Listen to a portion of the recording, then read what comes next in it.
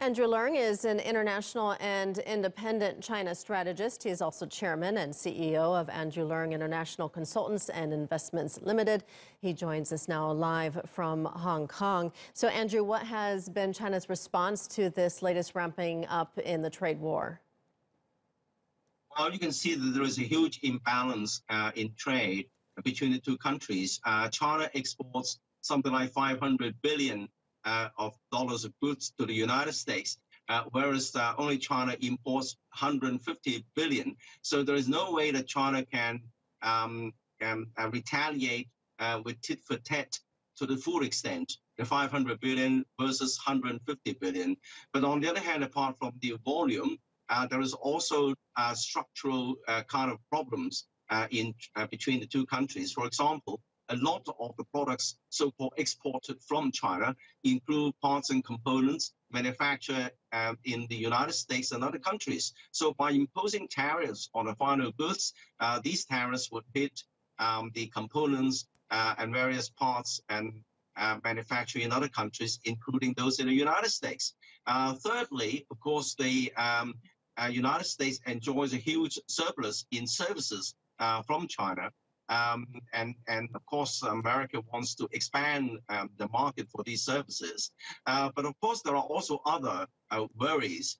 For example, the perception that in order to trade with China, some of the companies are forced to share or transfer their technologies, proprietary technologies with their Chinese competitors.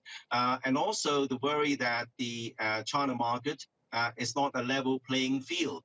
With a lot of large enterprises, state-owned enterprises, subsidized heavily by the Chinese state.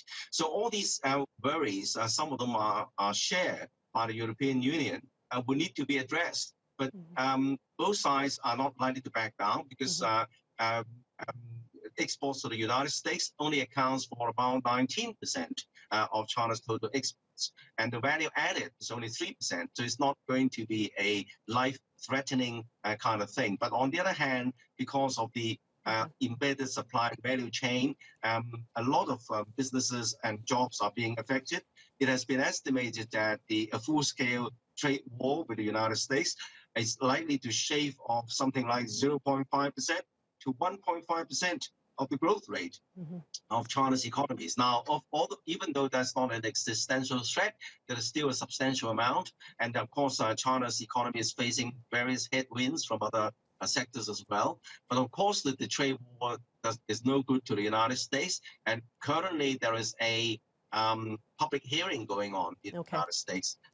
Almost 90% of businesses and enterprises, they say, well, they all express their concern that this all-out trade war is not a good idea for American businesses, American consumers. So I think that both sides need to sit down and talk, but the early solution is unlikely because Trump wants to appear strong up to and possibly, shortly after the midterm elections in October, in autumn. So we are likely to see a further escalation from now on, at least until the midterm elections, before both sides can common grounds. All right, Andrew Leung, thank you for joining us today from Hong Kong and you're sharing your thoughts on the trade war between the U.S. and China.